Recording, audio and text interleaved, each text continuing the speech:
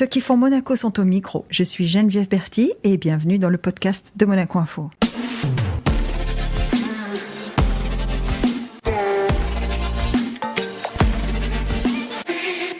Aujourd'hui, nous souhaitons la bienvenue à cet ingénieur formé à l'ENSAM qui a contribué à la création de la coopération internationale, ou en tout cas la forme qu'elle a aujourd'hui, au sein du gouvernement. Depuis une décennie, il occupe désormais le poste de secrétaire général de l'AMAD. Il partagera, nous l'espérons, avec nous ses motivations, son engagement humanitaire et l'importance cruciale de la solidarité. Bonjour Jérôme Froissart. Bonjour Geneviève. Est-ce que ça te convient quand je dis que ton engagement, c'est surtout un engagement pour la solidarité ? Est-ce que la solidarité, c'est vraiment le mot qui te convient ? Oui, tout à fait. Je pense que c'est ce fil conducteur, comme tu l'as précisé, qui m'a suivi pendant les 20 dernières années. Et puis c'est un terme qui n'est pas forcément... qui évoque plusieurs choses dans l'histoire de chacun. Ouais. Et cette solidarité, elle a aussi, je dirais, la définition de la solidarité, pour moi, elle a aussi évolué pendant ces 20 ans. Ouais, parce qu'on parlait de la coopération internationale, mais alors je me souviens, puisqu'on avait des discussions à l'époque, parce qu'on avait le plaisir de travailler ensemble à l'époque, avec Frédéric Platini, qui était le directeur d'abord du bureau, puis de la direction de la coopération internationale. On avait ces discussions, et tu me disais, ce qu'il ne faut pas, c'est être un Père Noël. Ce qu'il faut, c'est apporter des solutions qui construisent, du développement, en fait. Oui, tout à fait. C'est vrai qu'on a eu cette époque, je dirais, formidable, incroyable, parce que c'est vraiment une chance pour un fonctionnaire, j'étais jeune fonctionnaire à l'époque avec Frédéric, de développer une coopération publique au développement, alors que les pays européens, Amérique du Nord, toujours ont cette coopération qui sont depuis plus d'une cinquantaine d'années. Et nous, on a eu cette chance de pouvoir, sous l'impulsion aussi de Bernard Fautrier, qui nous a fait confiance, qui nous avait réunis dans sa petite salle de réunion à la Villa Girasol. On était, avec Wilfried Derry, on était 3 sur la table de réunion. Et puis on s'est beaucoup inspiré, on a beaucoup échangé avec nos ambassadeurs, parce qu'on avait déjà une coopération multilatérale à travers notre réseau d'ambassadeurs. Donc on a beaucoup appris à travers ces ambassadeurs. Et puis ensuite, la chance de pouvoir développer une coopération bilatérale au développement. Et comme tu dis, le développement, c'est un mot très important sur lequel on a beaucoup travaillé. Comment un pays peut tisser des relations bilatérales en du gagnant-gagnant pour justement contribuer au développement, à la lutte contre la pauvreté, à ce qu'on appelle à l'époque les objectifs du millénaire pour le développement, et de les mettre en œuvre de manière très pragmatique, efficace, efficiente. Et tout cela, je dirais, avec l'avantage qu'a la principauté de notre situation particulière, un petit État avec déjà cet engagement qui était fort, soutenu par la famille princière, par le souverain. Et donc, on a cette situation particulière dans cette relation avec ces États où on ne fait pas peur. Je pense que derrière, il n'y a pas de plan B, il n'y a pas il n'y a pas de géopolitique. Il y a pas de Alors, un peu de géopolitique, bien sûr, mais je dirais c'est la géopolitique de la paix, du partenariat et d'être en capacité justement de tisser du lien, quels que soient justement ces enjeux géopolitiques. Et ça a été vraiment une période incroyable de pouvoir tisser cette relation bilatérale. Avec nos réseaux de consuls, parce que c'était vraiment une coopération aussi très proche, proximité. Et on a beaucoup appris sur le terrain à travers nos partenaires de terrain, notamment nos consuls. Et ces missions, de ces rencontres, au niveau je dirais, des institutions, puis aussi les rencontres des populations, des gens dans les villages, de voir où sont les autorités, où se prennent les décisions, où sont les leaders d'opinion, où sont les... Et ça, c'est pas forcément, vous voyez, quand on va au Burkina Faso, quand on va voir le matin le Nouronaba qui se réunit, on peut croire que c'est du folklore. Mais c'est pas... non, pas ça va au-delà du folklore. Et quand ça gère la société là-bas, quoi. Accueilli par le Nouronaba et qu'on est connu, reconnu et qu'on a ça, c'est une carte importante. Voilà. Parce que tu citais les consuls. En fait, ce qu'il faut peut-être préciser pour ceux qui nous écoutent, c'est que le réseau de consuls monégasques, des consuls honoraires de Monaco dans les pays, ce sont souvent des acteurs assez importants ou assez prépondérants de la société sur place, Oui. soit en termes industriels, soit politiques, soit dans des départements médicaux. Enfin, ils sont souvent très influents. Donc évidemment, quand on veut faire de la coopération avec les pays dans lesquels ils ouvrent des portes, ces gens-là. Exactement, c'est essentiel. Et on a justement eu la chance d'avoir ce réseau de consuls, d'avoir déjà identifié les bonnes personnes, hein, les bons relais, et des gens qui sont dans la société civile, qui sont des hommes d'affaires, et qui ont leur regard en tant que Burkinabé, en tant que Sénégalais, en tant que Malien, et qui ont un souhait de pouvoir apporter quelque chose de manière concrète à leur pays. À leur pays, ouais. Et c'est des consuls qui sont reconnus aussi dans les États, quels que soient, je dirais, les mouvements politiques, et on sait que ça peut évoluer rapidement, mais en sorte que dans le monde entier, exactement, mais peut-être plus, en tout cas dans cette région du monde assez rapidement, et des gens qui restent là, qui sont là et qui sont reconnus pour leur intégrité et qui sont reconnus pour leur intérêt de l'esprit général et qui nous ouvrent les portes justement quand on y va. Là, je dois par exemple aller dans quelques jours au Burkina Faso. C'est pas évident pour un Européen ça de Burkina Faso, mais grâce justement, et puis on est connu, et puis ça fait des années, on continue à pouvoir voyager dans ces pays-là, et maintenant, et je pense dans le futur, c'est vraiment une chance. Oui, enfin, là tu disais dans le futur, mais moi j'aurais tendance à te dire c'est une continuité, parce que le Burkina Faso, tu en parlais avec la coopération monégasque, et là maintenant c'est avec ton autre casquette que tu continues d'être actif, ou en tout cas que l'association que tu représentes est active au Burkina. Donc en fait, tout ça, c'est une continuité qui installe ce lien dont tu parlais, qui peut préparer l'avenir en fait. Oui, tout à fait. Oui, c'est une continuité c'est vrai que tu disais tout à l'heure, ça fait 20 ans maintenant, il y a eu cette première phase de coopération publique, où on a beaucoup appris, on a développé cette coopération bilatérale. Alors en termes d'objectifs, je crois qu'on avait commencé à 200 ou 300 millions, 200, peut-être en francs CFA, mais pas en euros, 200 ou 300 000 euros, on est arrivé à 12 millions d'euros en 2013. Maintenant, je crois que la copie est à 20 millions d'euros, donc je pense que c'est une belle réussite à l'image de Monaco à notre niveau, avec une implication forte maintenant, un positionnement fort.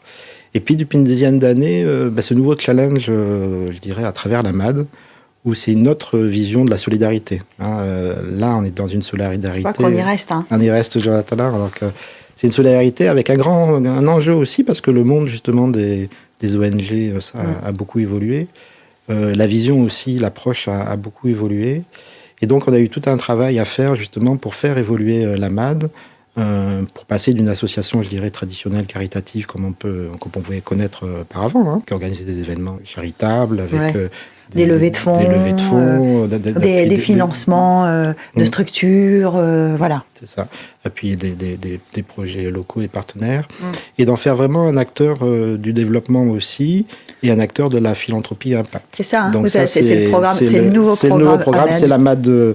Voilà, il y a eu la MAD 2.0 il y a 10 ans quand on est arrivé, pour faire évoluer justement la MAD en tant que partenaire justement d'un réseau d'associations locales, avec la structuration de l'engagement de la MAD à travers 5 grands programmes.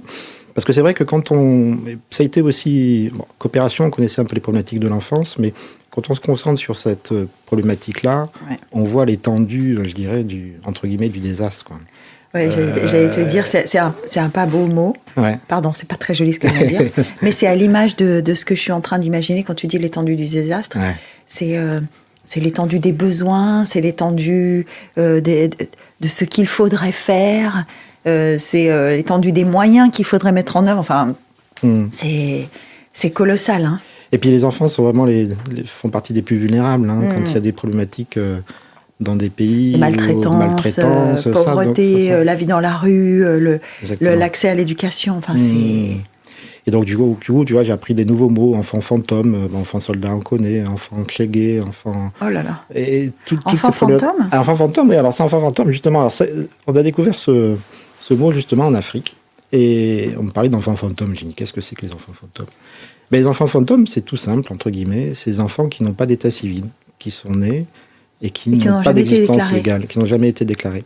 Donc ils sont étrangers dans leur propre pays Oh là là. et surtout ils n'ont aucun droit. Donc ils n'existent pas, ils peuvent pas. Alors ils peuvent aller à l'école jusqu'au primaire, mais la première fois qu'on demande un papier à un enfant, ça c'est quand il passe la fin de l'école primaire, son examen pour passer au collège. Donc ça c'est la première sanction pour un enfant fantôme, c'est écoute, tu n'as pas de papier. Tu n'as pas de papier, non, donc non. non. Pas d'examen et c'est fini pour toi. Et cet enfant-là, après, il pourra jamais voter, il pourra jamais travailler légalement il pourra jamais voyager. Dans le secteur informel, jamais voyager, tout ça, jamais se présenter à des élections. Jamais se présenter, donc voilà. Et ça, alors on se dit, tiens, oui, ça peut être à la marge, mais c'est quand même 280 millions d'enfants dans le monde.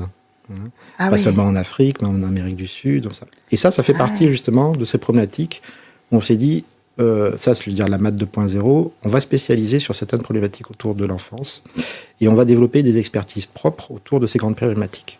Et autour de cette expertise, on va construire des programmes structurants. Donc, on a mis en place 5 grands programmes. Et à partir de ce programme-là, donc j'ai l'équipe programme justement qui développe cette expertise-là pour adresser ces problématiques, mais pour tenter. On travaille aussi à apporter des solutions concrètes. Parce que concrètement, un enfant fantôme, quand on le récupère, qu'est-ce qu'on peut faire pour lui ? Alors, justement, tu vois, sur l'état civil, c'est de cette rencontre-là est né un de nos 5 programmes qui est un état civil pour tous. Donc, concrètement, le travail, c'est déjà de réunir des informations justement par pays sur cette problématique, voir les acteurs locaux qui travaillent sur cette problématique. Et en termes de programme, on a deux priorités. La première, c'est de dire la solution. C'est pas nous qui avons la solution. C'est pas nous à Monaco. On peut rien faire. On n'a pas la solution. Chaque pays est souverain. Et c'est la solution, elle est locale. Donc, identifier localement ces partenaires locaux, ces pépites que l'on va identifier, des associations, des entrepreneurs sociaux qui se proposent ou qui testent ces solutions-là, de les identifier.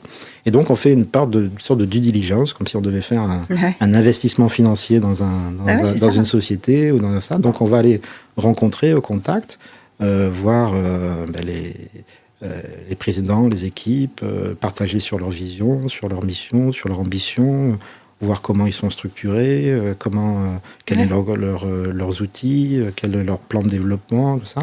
Et donc, on fait un premier travail pour se dire, voilà, identifier ces pépites dans l'idée de travailler avec elles et de les accompagner. Parce que le problème aussi dans le domaine de l'enfance, vous avez des grands acteurs, comme des grandes ONG internationales, pour pas les citer, et qui trustent un peu le secteur.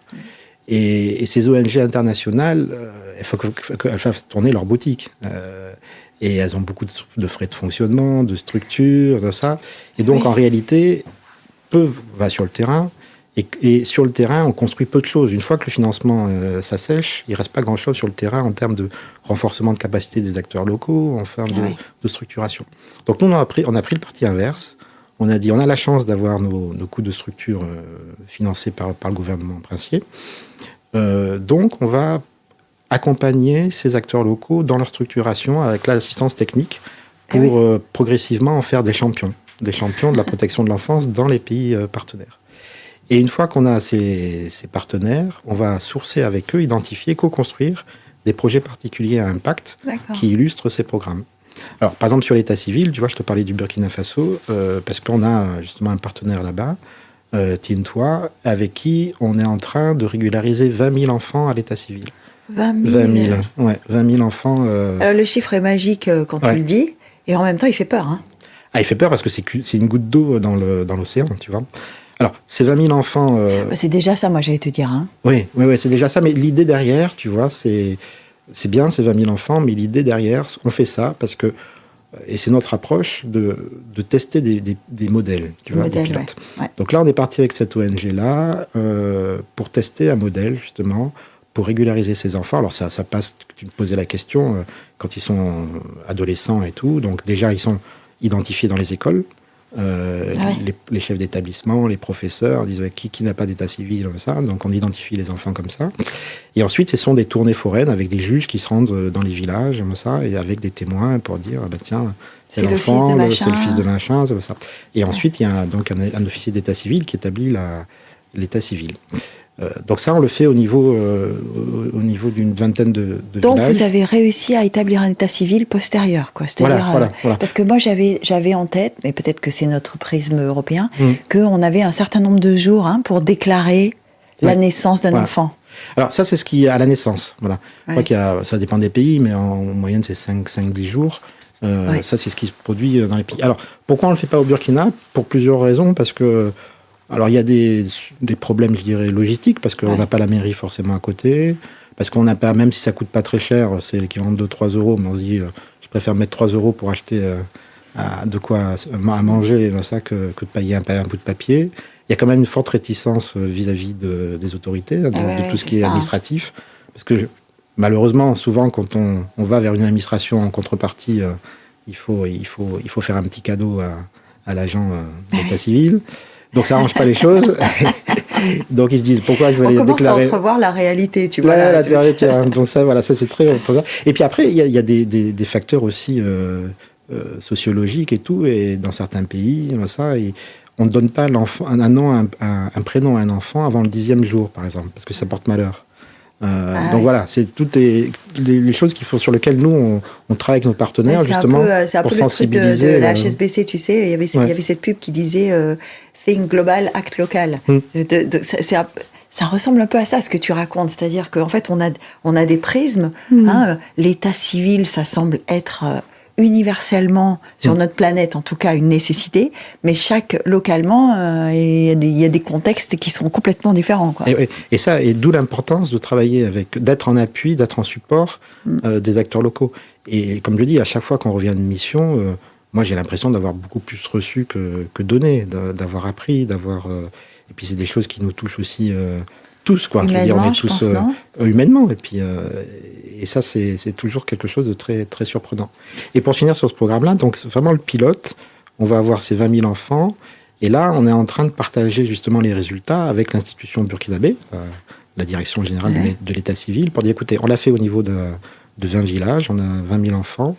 Et ce qu'on vous propose, c'est maintenant de passer à l'échelle au niveau national.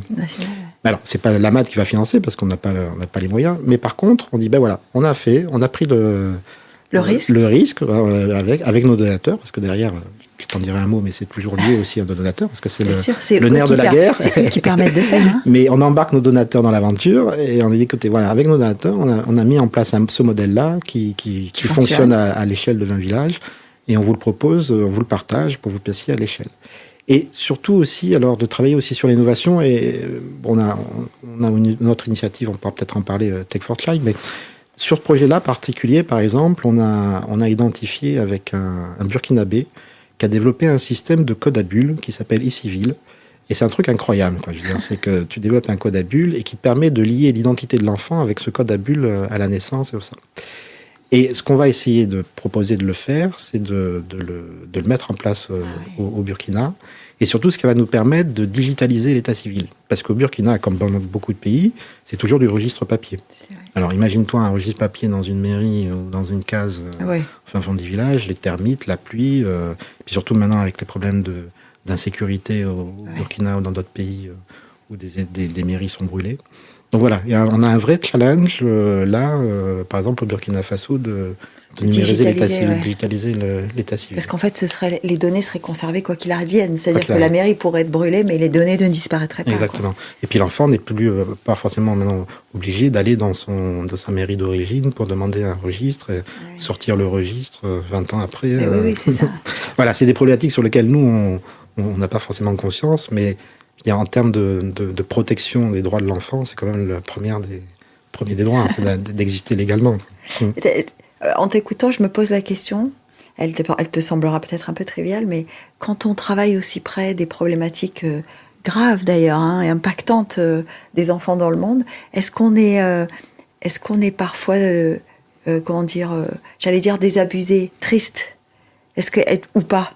Ouais, alors ça c'est quelque chose de... Ouais, je comprends. Je pense qu'on est obligé de se mettre une protection. Ouais. Dans les premiers temps, c'est toujours...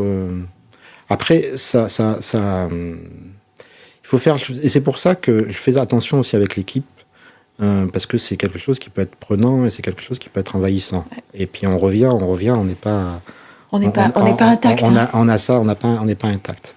Mais je pense que la protection, c'est de travailler de manière, je dirais, professionnelle. Et ça, on a vraiment fait ce travail pour c'est 2.0, au niveau ça, des équipes, 2.0. On est des professionnels du développement, de la solidarité, tout ça. Donc on n'est pas Mère Teresa, on n'est pas ça. C'est ça, c'est ce que tu me disais à l'époque. Ouais. On n'est pas des Pères Noël. On n'est pas des Pères Noël. On est là pour partager cette expertise, ça. Après, il y a des choses qui sont révoltantes. Quand tu fais des maraudes de nuit en RDC et que tu as des gosses morts dans la rue parce que la nuit, quand tu as des petites filles, on est en RDC, là, on travaille avec le docteur Mouvégué, et petites filles à 6 ans qui sont violées dans des bordels. Voilà, c'est ça, tu peux pas te résigner à ça. Ouais. Mais voilà, en contrepartie, on apporte on essaye de porter une solution. Ça. Et ce qui est des fois le plus difficile, c'est pas forcément, parce que c'est de faire le lien et c'est de faire le grand écart. Alors c'est à la fois une grande chance, à la fois une super opportunité, mais des fois c'est assez déroutant. C'est de faire le grand écart entre les deux extrêmes. Ouais. Ça veut dire entre ces petites filles là en RDC ou cet enfant que tu as vu à Kinshasa. Et puis nos grands donateurs, les gens qu'il faut qu'on mobilise parce que c'est le nerf de la guerre, quoi. Ouais. Tu vois. Et ça, c'est quelque chose, c'est un exercice qui est à la fois riche, mais qui est des fois très, très déroutant. Très déroutant, ouais. Parce que contrairement à ce qu'on pourrait imaginer, alors il y a cet aspect qui est difficile sur le terrain, il y a cet aspect qui est tout ça. Mais en même temps, c'est toujours beaucoup de grandes leçons de vie. Parce qu'on rencontre des gens formidables, on rencontre des gens inspirants. Et c'est pas on a peut-être l'impression d'ici de dire tout est noir, tout est gris, c'est la famine, la guerre. Non, au contraire. Même dans les situations les plus difficiles, il y a des gens lumineux, il y a des gens qui... Il y a de l'espoir. Il y a de l'espoir, il y a des gens qui se battent, et il y a des vrais gens bien. Hein. Et même dans les gens qui souffrent, à chaque fois, c'est des leçons d'humilité. Ça. Voilà. Donc ça, c'est assez déroutant. Hein. Parce que tu parlais de vos donateurs, ouais. Et tu viens de dire quelque chose, tu dis il y a quand même des gens bien. Il y a des gens bien sur le terrain, et il y a aussi des gens bien. Exactement. Des gens qui vous donnent les moyens de faire, qui sont charitables dans l'esprit en disant « Moi, j'ai les moyens, je vais consacrer une partie de mes moyens parce que ce que vous faites, ça me plaît et que j'ai envie d'aider ces gens. » C'est quand même... parce qu'il n'y a pas que des donateurs qui font ça pour faire bien. Quoi. Ah non. Après, c'est le travail aussi que l'on fait. Et on recherche aussi cette qualité de la relation avec le donateur. Parce que, comme je te disais, ça c'est la MAD 3.0, de se positionner comme un acteur de la philanthropie impact. C'est-à-dire que nous, on érige de ces 5 programmes. De ces 5 programmes, après, on a un portefeuille de projets à impact. Et puis, c'est de pouvoir être en capacité de proposer à des grands donateurs qui ont envie de faire quelque chose, qui ont envie d'être embarqués dans l'histoire, qui ont envie de contribuer justement à apporter cette solution au Burkina sur l'état civil, un programme dignité pour les femmes, justement, sur tout ce qui est les violences sexuelles contre les jeunes filles, l'accès à l'éducation secondaire. On a un super programme, super initiative aussi, peut-être en parler 2 mots sur l'accès à l'hygiène intime aussi pour les jeunes filles en Afrique. Voilà. Donc, différents programmes sur lesquels on échange avec nos grands donateurs. Alors, certains disent, écoutez, moi, ce que vous faites de manière générale, ça m'intéresse et vous savez mieux que moi les priorités où vous affectez. Et après, on a aussi des grands donateurs et on aime bien aussi discuter sur nos programmes, de ça, et après, en fonction de l'affinité de chacun. Et puis souvent, c'est aussi en fonction de l'histoire, des fois. Oui, ça peut. Des fois, on est surpris parce qu'on a un grand donateur parmi tout, il dit « Ah bah tiens, celui-là sur les mineurs non accompagnés, là, sur les migrants, ça m'intéresse. » Ah bon, ça ? Ouais, parce que il y a 2-3 générations, j'étais migrant, ça. Il y a des gens dont on ne pourrait pas penser, finalement, ils se mettent à financer, et c'est un programme qui tient à cœur à notre présidente, là, la princesse Caroline de Hanovre, qui vient à financer justement l'accompagnement de migrants qui débarquent en Sicile, la formation professionnelle et tout ça. Et du coup, voilà, c'est de pouvoir donner du sens pour ces grands donateurs qui ont un souhait d'être solidaires, mais pas forcément outillés pour le faire. Et nous, on se positionne un peu comme le tiers de confiance entre ces grands donateurs et les projets que l'on appuie. Ouais, parce que ça ne doit pas toujours être simple pour eux de faire le tri dans tout ce qu'on leur propose. Exactement, oui, c'est ça, voilà.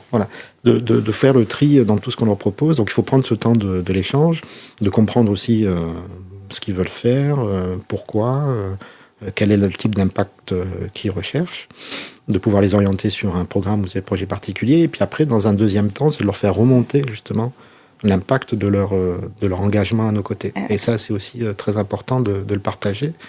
Et on voit, entre guillemets, ces deux richesses, deux flux de richesse, quoi. Il y a le flux de richesse en euros qui passe dans un sens, et puis il y a le flux qui revient dans l'autre de l'expérience de ce qui est fait. Et c'est très intéressant. Et c'est une vraie source de satisfaction. Parce que des gens qui...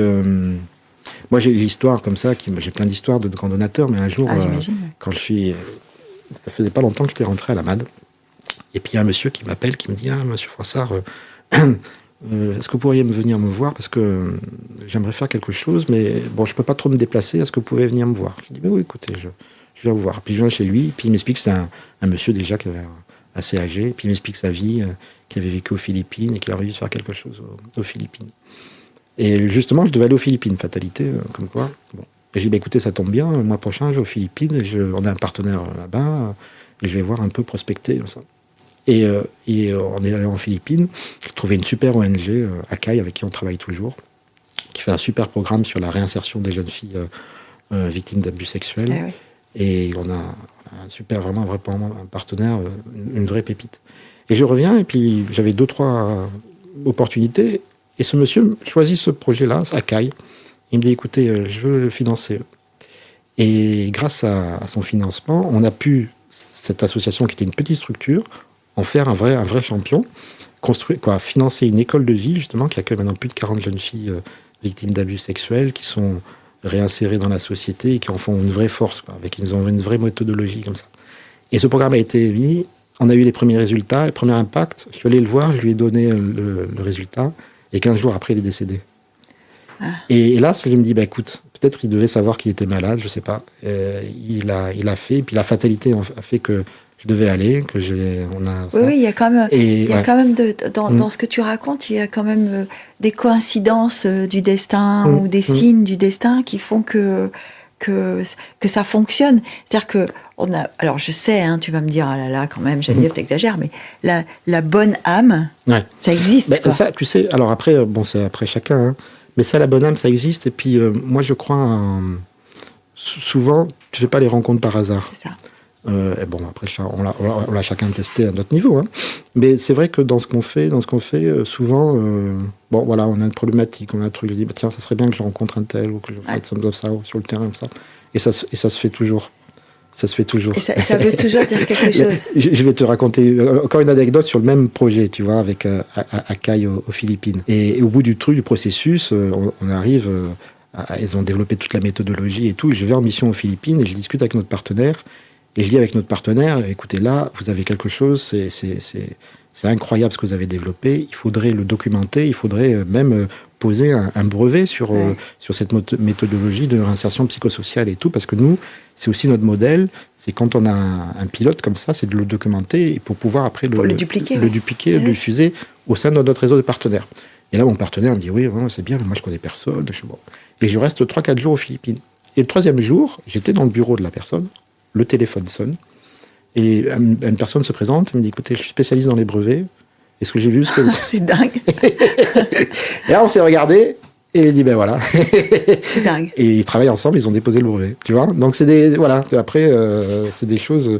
Je pense que c'est le cercle vertueux, tu sais, je pense que quand tu fais des choses qui ne sont pas forcément très bien, un jour ou l'autre, ça te revient, et quand tu t'efforces à cultiver les bonnes énergies, ça revient aussi. Donc c'est une suite logique.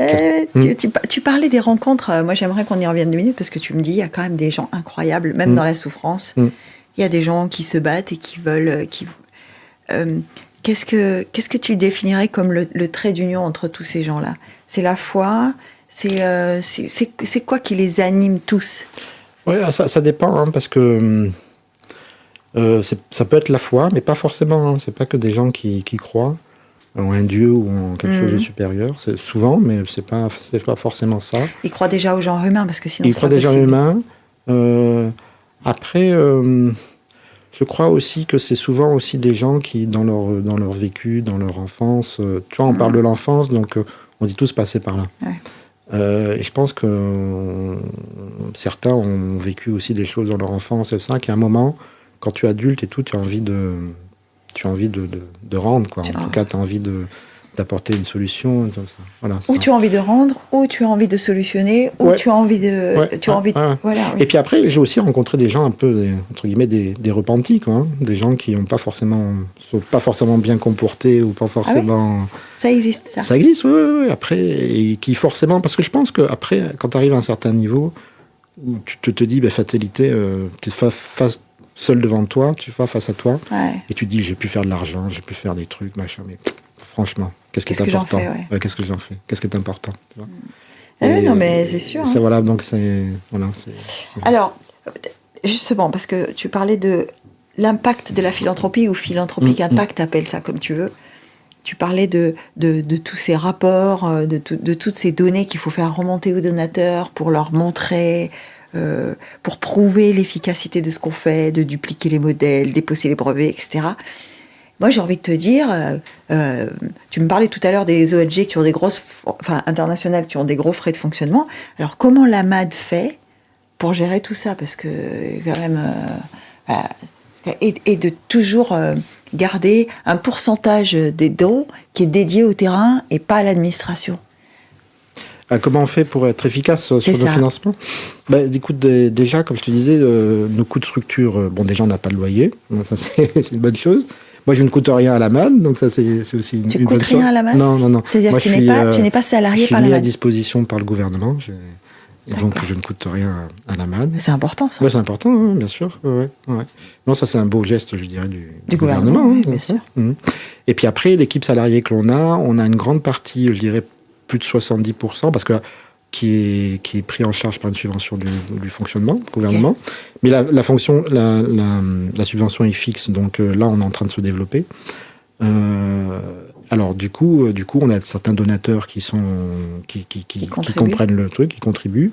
Et puis après, on développe aussi pas mal le mécénat d'entreprise aussi. Donc, on a deux grandes priorités, hein. On a les grands donateurs, hein, et les entreprises dans le cadre de leur mécénat. Et dans le mécénat, justement, avec les entreprises, c'est aussi quelque chose qu'elles comprennent, qui a un peu de fonctionnement, parce que c'est un service qu'on leur offre, entre guillemets, d'illustrer leur politique de responsabilité sociale de l'entreprise. Donc ça, c'est quelques coups de structure. Mais en gros... Parce que c'est l'équation la plus difficile quand on fait on fait le métier que tu fais. L'équation la plus difficile, c'est d'être efficace et donc d'avoir des moyens et des ressources et de pas trop impacter le budget qu'on a avec ses ressources, quoi. Oui, c'est ça. Non, c'est tout à fait. Voilà. Après, on a peu de frais de mobilisation de fonds parce qu'on passe pas. Alors, tu sais, on passe vraiment par les réseaux de l'approche directe des grands donateurs. On met aussi en place des campagnes, tu vois, avec des ambassadeurs qui sont aussi des grands donateurs qui vont mobiliser leur carnet d'adresses, tu vois. Donc on n'a pas des campagnes comme des grandes ONG qui vont faire des grandes campagnes de publicité. Oui, on ne reçoit pas dans nos boîtes aux lettres un stylo AMAD en disant tu peux donner si tu veux. Tu vois, je veux pas... mais par exemple, tu vois, l'UNICEF France, par exemple, comme ça, c'est quoi. Tu donnes, mais c'est 80% du frais de fonctionnement. Tu vois, pour financer les structures de fonctionnement de l'UNICEF international, quoi.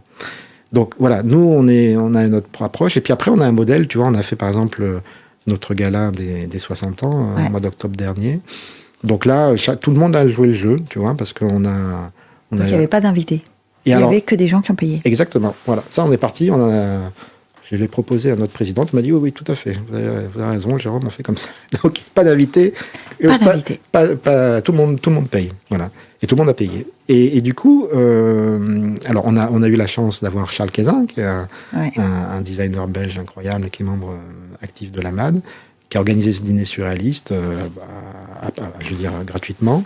On a la SBM aussi qui a joué le jeu, qui nous a mis à disposition la scène de l'opéra. Donc ça aussi, après autant. Et puis pour l'organisation, on s'est entouré de trois entreprises mécènes qui ont pris en charge justement chacune c'est réparti le budget d'organisation. Et ensuite, les invités, il y a tout un travail en amont. Il n'y a pas de place. Les places ne sont pas à vendre. Par contre, si vous aimeriez que vous soyez avec nous, et vous faites le don que vous souhaitez en faveur de la MAD. Et on a créé un cercle des amis de la MAD, un cercle des grands donateurs, justement pour ces grands donateurs, les 20 plus grands donateurs. Et ce cercle-là va justement permettre à ces grands donateurs de suivre la vie et l'ambition de la MAD, de se réunir autour d'événements dédiés, de rencontrer certains de partenaires, de les sensibiliser sur la philanthropie. Et puis pour certains qui le souhaitent aussi, d'avoir ce retour, de pouvoir aller sur le terrain, de pouvoir rencontrer nos partenaires.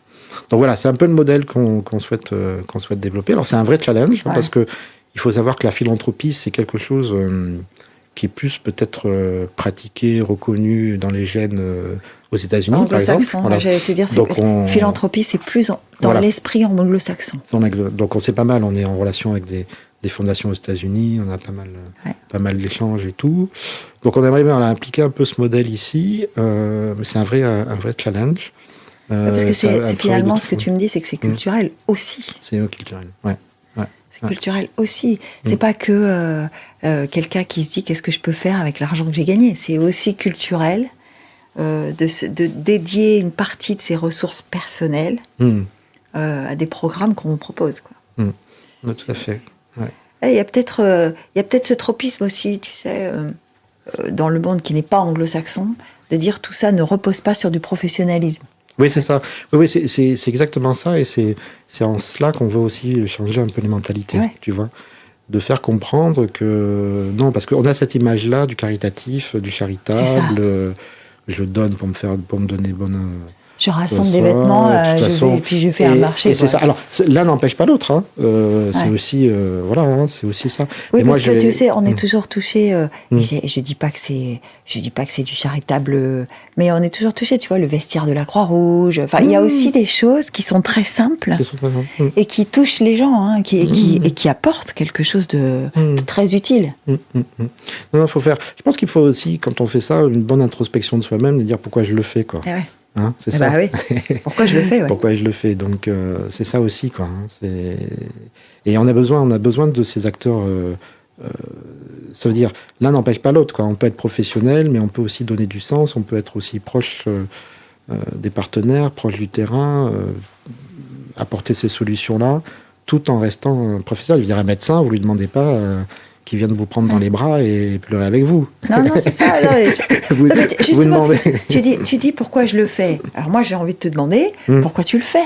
Parce que si je regarde un peu ton parcours... pourquoi je le fais, voilà, je vois que t'as beaucoup voyagé en Amérique du Sud, quand tu étais étudiant en Afrique, etc. Tu as travaillé sur une plateforme pétrolière au milieu de nulle part, très bien. Pas longtemps.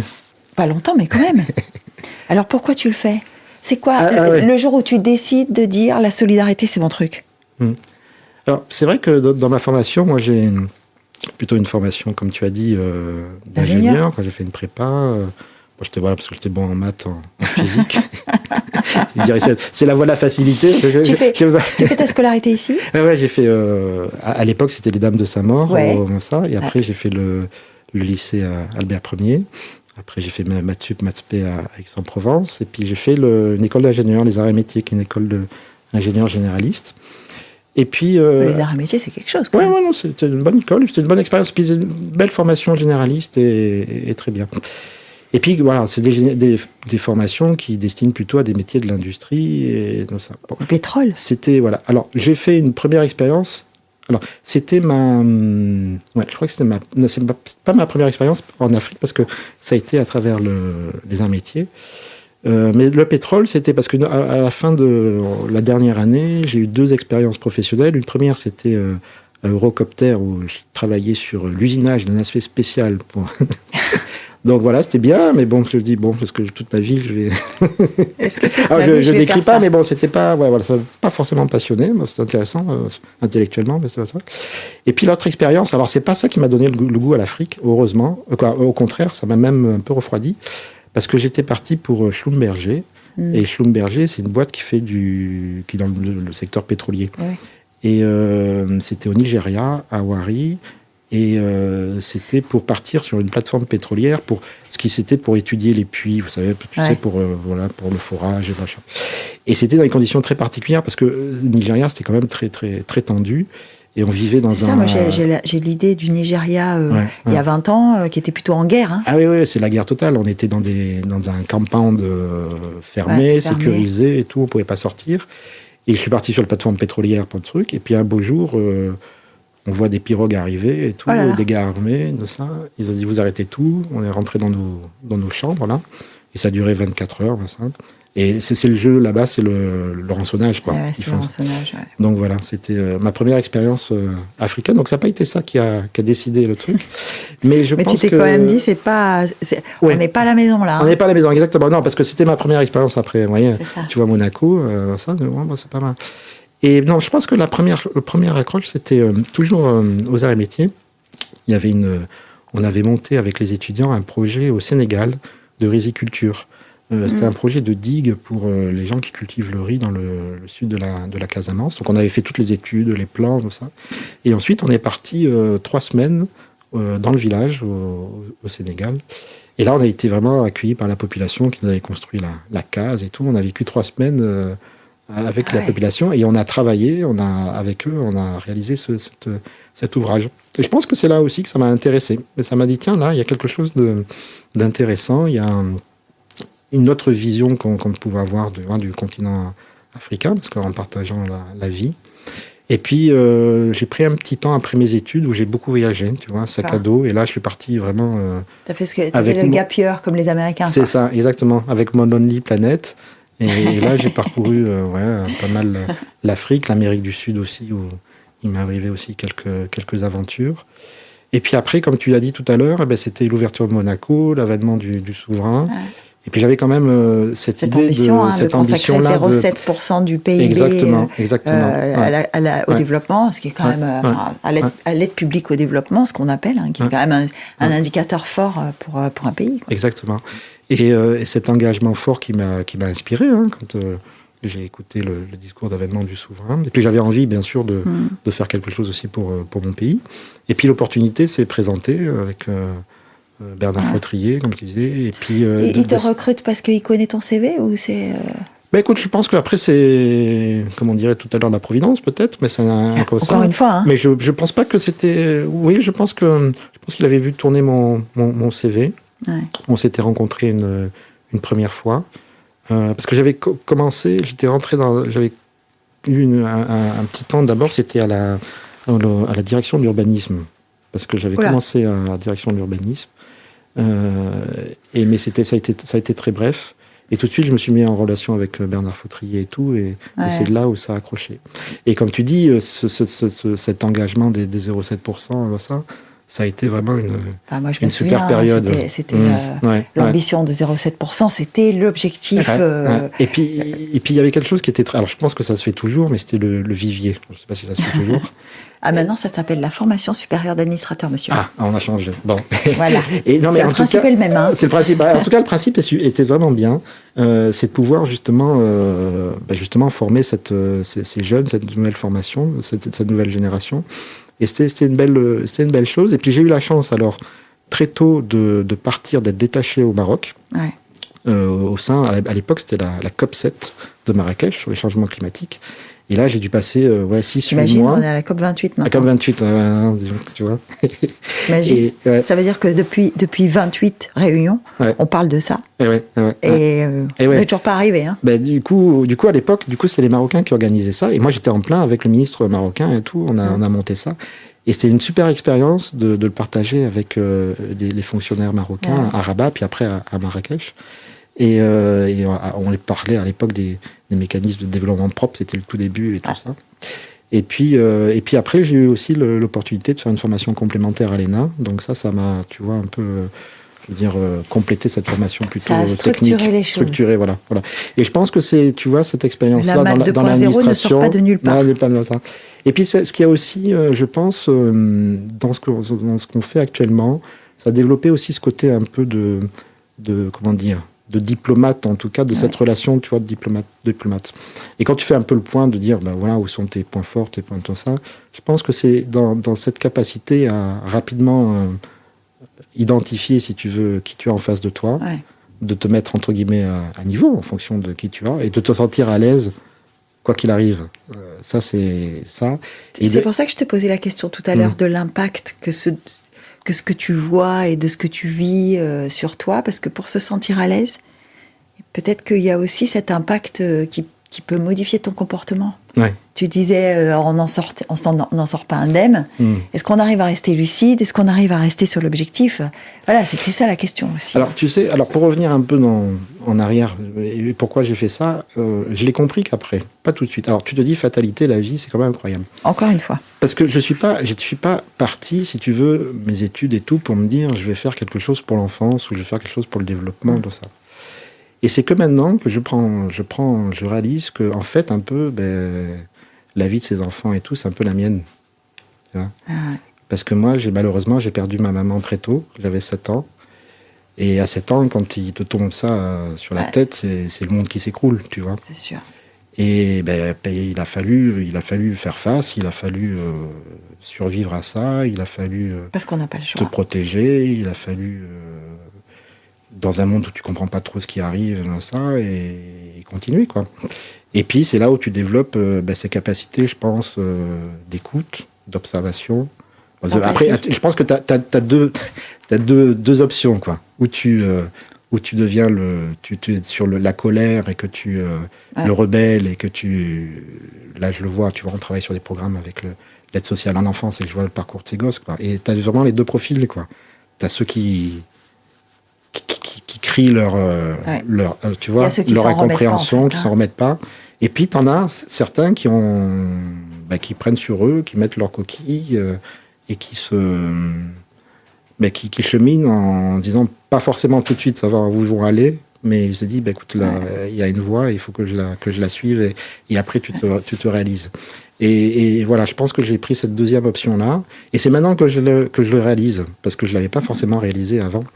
Et puis après, c'est le fait aussi d'être papa, c'est qui change pas mal les choses. Bien sûr. Mais voilà. Donc voilà, après, voilà, comme toi, tu te dis, il n'y a pas de hasard dans les choses. Non, il n'y a pas de hasard parce que ce que tu dis, en fait, quand tu fais ce parallèle entre ta vie et la leur, c'est que le drame, voilà, il faut gérer le drame.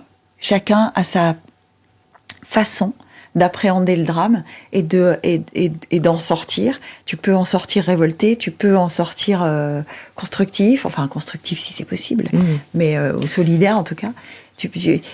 Chacun. Donc ce dont tu parles, c'est avant tout de la nature humaine, quoi. Et tu peux en sortir, comme tu dis, renforcer, en faire une force, tu vois. Ouais. Et c'est ce que je vois dans les programmes que l'on fait, tu vois, de ces jeunes qui, voilà, peuvent sortir transformés et en faire vraiment quelque chose à avoir en plus, tu vois. Ça, c'est une force. On dit toujours que quand on a eu un drame, on a... Alors, on avait cette discussion l'autre jour avec Nicolas Saucier, qui s'occupe du bureau de presse du Palais Princier, et qui me disait, ce qui ne tue pas rend plus fort, c'est pas forcément vrai. Mais c'est ce que tu es en train de me dire, toi. Ce qui ne tue pas rend plus fort, en fait. Voilà. Alors après, ça n'empêche pas que tu as toujours ta sensibilité, tu peux avoir certaines failles et tout ça, comme tout le monde. Et ce que je pense aussi qui est important, ce que je vois maintenant et ce que je fais, c'est que c'est aussi important d'avoir l'opportunité dans ta vie d'avoir des mentors ou des gens qui sont au bon moment et là, tu vois.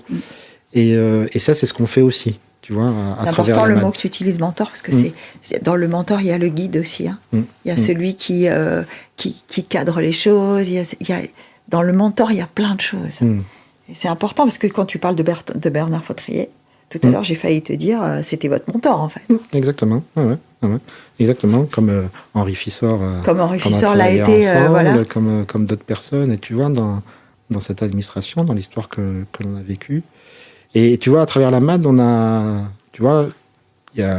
développé un programme sur le mentorat, justement, pour les jeunes de l'aide sociale en enfance, un programme de mentorat pour les jeunes, justement, qui sont dans les lycées prioritaires sur Nice, tu vois.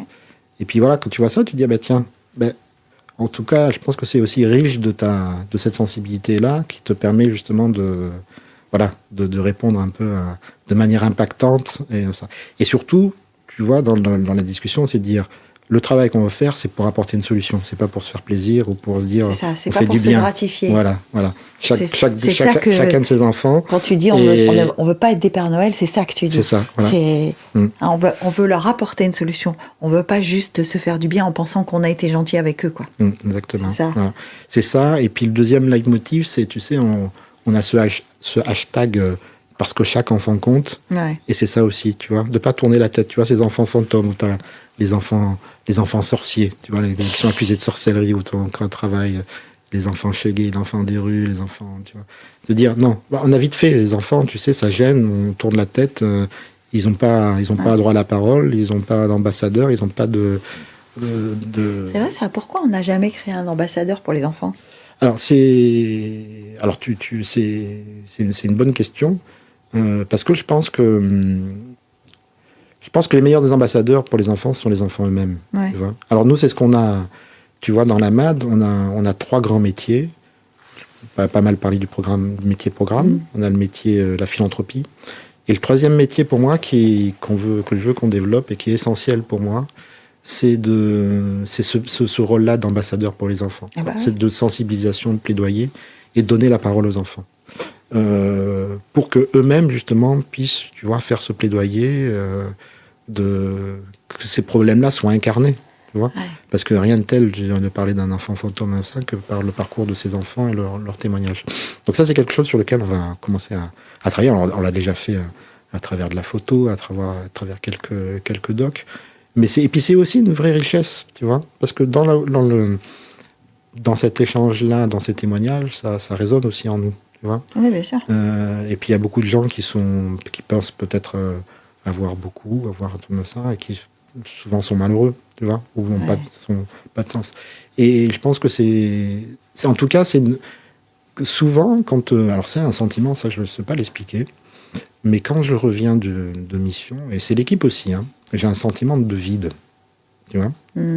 Et c'est quelque chose d'assez particulier. Et ce vide, c'est parce que tu as été plein de ce que tu as reçu sur le terrain. Et l'envie, c'est de pouvoir le partager aussi, tu vois, avec des gens qui n'ont pas forcément la possibilité. Et puis, de le guider aussi, hein, parce que... Et puis, c'est aussi important, dans notre communication, de dire, il y a des problématiques, moi, on apporte des réponses, tu vois, et on le partage avec vous, il y a un espoir, quoi. On n'est pas là pour... Parce que, tu sais, on est dans un monde qui va devenir de plus en plus, je pense... angoissant ou anxiogène, on comprend pas tout ce qui nous arrive, machin. Donc nous, je pense que notre niveau, c'est de pouvoir humaniser déjà les choses, de pas voir tout comme un danger ou tout comme une fatalité, ou comme une fatalité, tout tourner la tête, mais de partager justement c'est ce que l'on fait et les solutions que l'on apporte et de donner la parole à nos partenaires et aux enfants. Alors j'allais dire, qu'est-ce qu'on peut te souhaiter? Et puis j'aurais envie de te dire, qu'est-ce qu'on peut souhaiter à ce que tu entreprends là?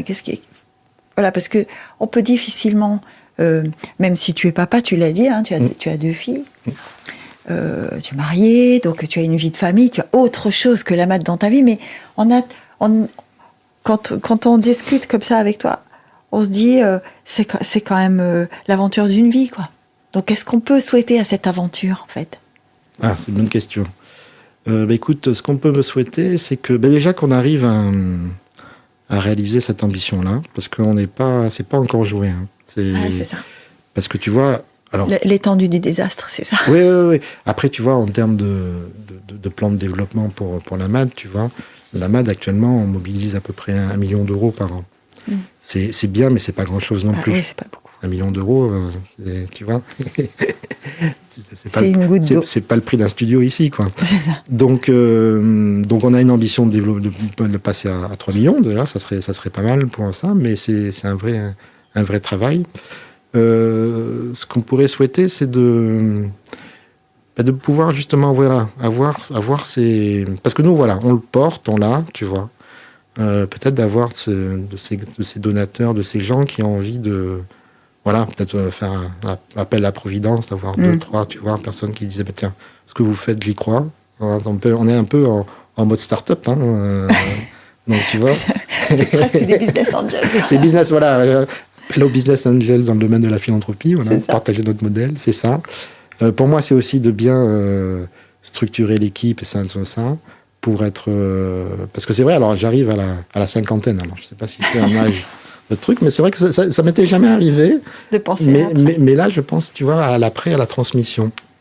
Et ça m'était encore jamais arrivé. Donc, je pense à ça. Et puis après, parce que j'ai plein de choses qui m'intéressent, tu vois.